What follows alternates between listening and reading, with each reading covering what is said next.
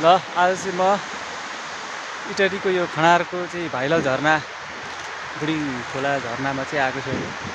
बुढी खोला झरना साइकलमै आएको छु अहिले। बिहानै अहिले बिहान 7 बजेको छ। अहिलेको अवस्थामा यहाँ सुनसान छ, कोही छैन। अरू बेला भ्याइँदैन। म पनि बिहानै मर्निङ वाक गर्दै साइकलमा कस्तो चाहिँ रहेछ एकपल्ट जाउँ न हेरौँ भनेर अब साथी पनि नभइकन म एक्लै झरना आइपुगेको छु र झरना यस्तो छ।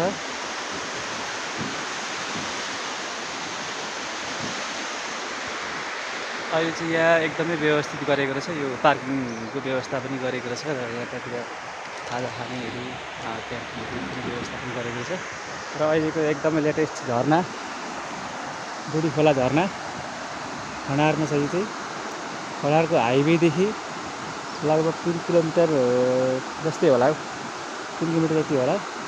पूर्व लागेपछि ठ्याक्कै नहर पूर्व लागेपछि ठ्याक्कै यहाँनिर भाइरल झरनामा आइपुगिन्छ।